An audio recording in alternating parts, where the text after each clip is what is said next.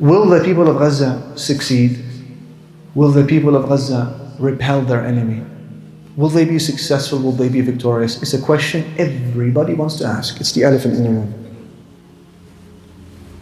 The answer, it may surprise some of you, is not a yes and it's not a no.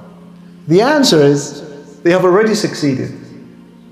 The people of Gaza were already victorious. They have already triumphed. No amount of cannon fodder, no amount of depleted uranium, no amount of white phosphorus gas, no amount of bombs, all 12,000 tons of them that have been dropped upon Gaza, none of this can erase the fact that the matter is settled and the people of Gaza have already triumphed. Allah has already given them victory. But here is the problem. The problem is that we limit the understanding of victory to certain parameters. And when we don't see those parameters, we assume that Allah has abandoned us. Focus with me, please, because this is a aqeedah lesson. We limit sometimes our understanding of victory to the defeat of the enemy, to the dismantling of their occupation, to the protection of our lives and our children's lives, to the protection of assets, to the preservation of land. And so when we don't see these things happening, we assume Allah has abandoned us and He has not given us victory. Who told you and who said that victory is limited to these things? These are minorities. In the Islamic conceptualization of victory, victory is something much bigger than this. Victory is when you live upon Islam and you die upon Islam. Victory is when you are given shahada, martyrdom by Allah. Victory is when you are content with the qadr, the decree of Allah. And that's why I say to you, the people of Gaza have already triumphed. They were already given victory. The matter is settled, done, dusted and sorted. That can never be erased. Allow me to demonstrate. The people of Gaza have already triumphed because they have stood next to one another and they have not thrown each other under the bus. The people of Gaza, have you not noticed, have not leveled the finger of blame at each other and said, this is because of you, or this is because of you, or this is because of you. Whether old or young, whether educated or otherwise, they are all standing hand in hand in front of aggression, and no one blames his neighbor. And they are a unified, solid front, and they are paying the ultimate price for it, losing their families and children, and they are saying, we are unified. That is victory. You're not too sure about that? Look on the other side of the pond there in Tel Aviv. What do you see? You see disunity. You see them throwing their government under the bus when a petty worldly return he doesn't deliver to his people. Whilst the people of Gaza are standing as a unified front, not blaming one another, supporting one another, aiding one another, reassuring one another. So therefore they have already triumphed. They have already triumphed because they met the decrees of Allah with contentment, with happiness. They have not rebelled against Allah. They have not questioned the decision of Allah to keep or to take away their children or homes. Wherever you look, you hear nothing but the hamd of Allah, the praise of Allah, thanks to Allah, the glorification of Allah, contentment with the decree of Allah. And therefore the people of Gaza have already triumphed. The people of Gaza have already triumphed and were given victory. You know why? Because it came at a time when the whole Palestinian cause was brushed under the carpet. Just a few weeks ago, nobody was talking about Palestine. Gaza was forgotten. And then Masjid al-Aqsa was being desecrated every other day. And the Prophet Muhammad ﷺ was being insulted in the bahat, in the spaces of al-Masjid al-Aqsa. And not a Muslim around the world was batting an eyelid. No one knew about it. In fact, in our countries in the Arab world, the manahij, the curriculums of our children were being adulterated, were being changed. The word Philistine and Aqsa was all being removed from the curriculums. Did you know this was happening? Certain verses of the Quran were now being omitted from the schools as well because they were seen to be a little bit extreme. All of a sudden October happens and guess what? Palestine is thrusted to the top of the agenda globally.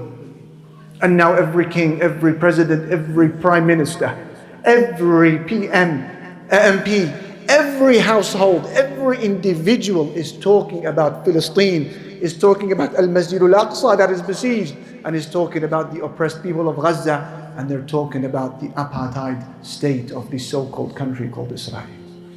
La ilaha illallah. So their blood has not gone in vain, and therefore we say Gaza has already triumphed.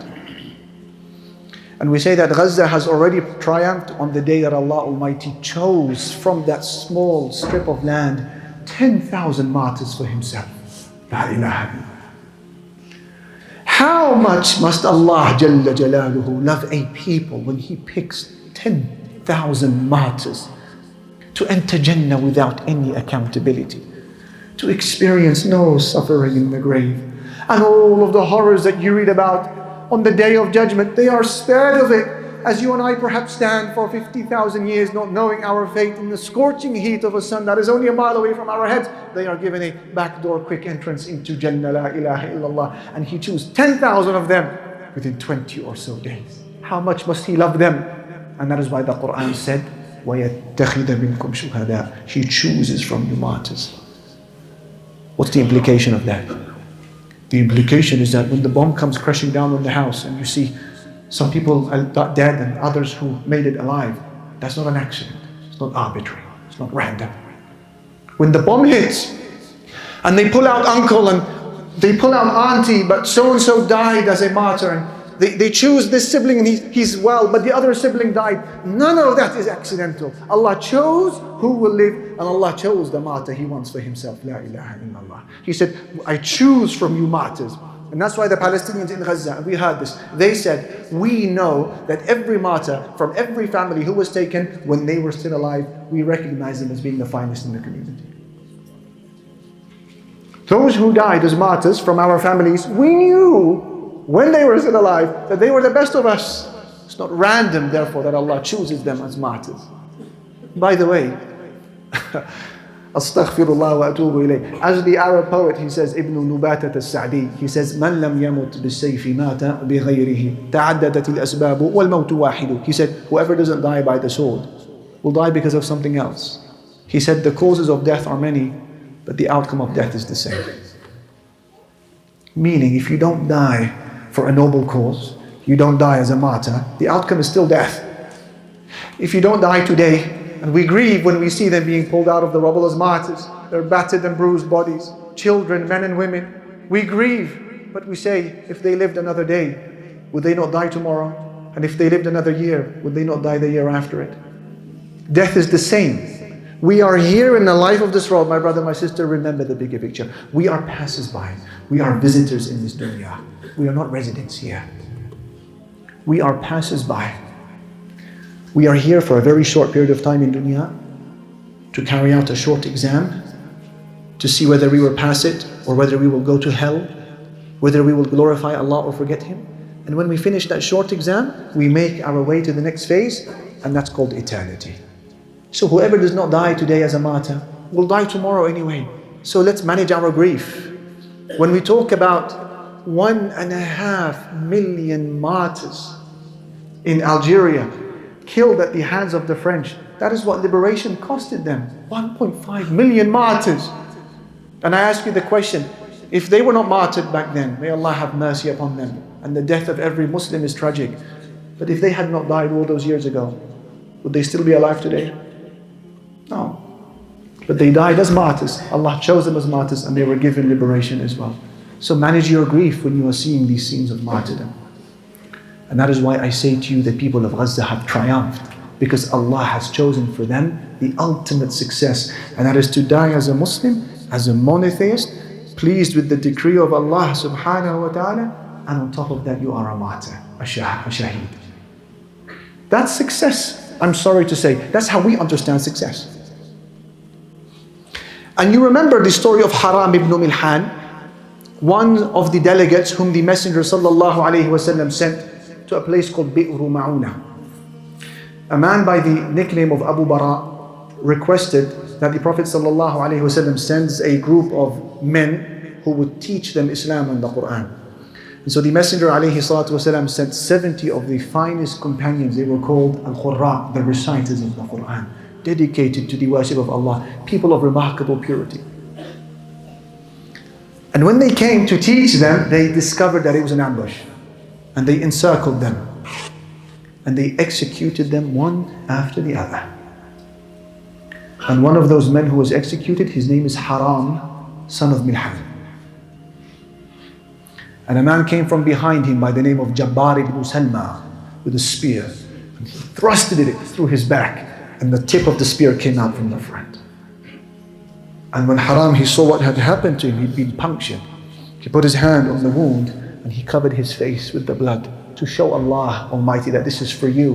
And then he said in a loud voice, Fuztu wa Rabbil Kaaba. I swear by Allah, I have succeeded. I swear by Allah, I have triumphed. And then he fell to his side and he died. Those words continued to haunt Jabbar ibn Salma ever since that day. What does he mean? What does he mean like he succeeded by the Lord of Allah, by Allah? How did he succeed? I just killed him. How was he victorious? What is he talking about? It was haunting him. And he continued to make his inquiries until he was told by some people that in the Islamic understanding of success, martyrdom is a great accomplishment. And so he made his way to the city of Medina and he met the Prophet Muhammad sallallahu alaihi wasallam, pledged allegiance to him, and he became a Muslim.